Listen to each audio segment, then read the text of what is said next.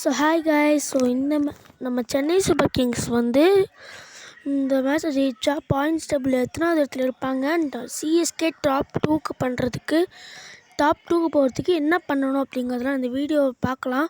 அதுக்கு முன்னாடி நம்ம சேனல் சப்ஸ்கிரைப் பண்ணலைன்னா சப்ஸ்கிரைப் பண்ணிக்கோங்க, மறக்காம பெல் பட்டனை கிளிக் பண்ணிக்கோங்க. அப்போ தான் அடுத்தடுத்து நோட்டிஃபிகேஷன்ஸ் வந்துகிட்டே இருக்கும்.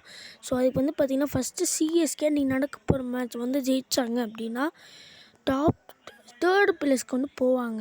நார்மலாக ஜெயிச்சா அதுவே ஒரு பெரிய டிஃப்ரென்ஸில் ஜெயித்தாங்க அப்படின்னா செகண்ட் பிளேஸ்க்கு போவாங்க. அதுவே இந்த மேட்ச் அதுக்கடுத்து இந்த மேட்ச்சை ஒரு மாதிரி அந்தளவுக்கு க்ளோஸாக போய் ஜெயிச்சு தேர்ட் பிளேஸில் இருக்காங்க.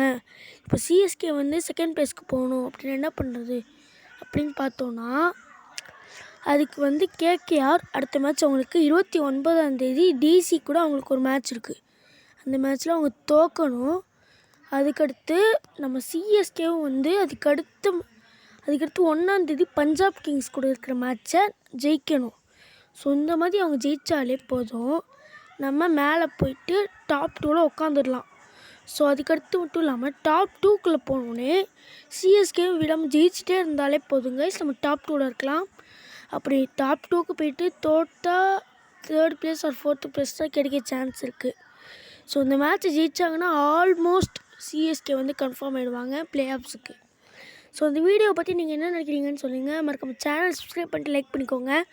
இன்னும் அடுத்த நோட்டிஃபிகேஷன்ஸ் வந்துக்கிட்டே இருக்குது. ரிச்சர்ட் லீசன் வந்துட்டாரா, டெவன் கார்மிக்கு பதிலாக அந்த மாதிரி நிறைய அப்டேட்ஸ் வருது. ஸோ வெயிட் பண்ணி பார்க்கலாம். Bye bye.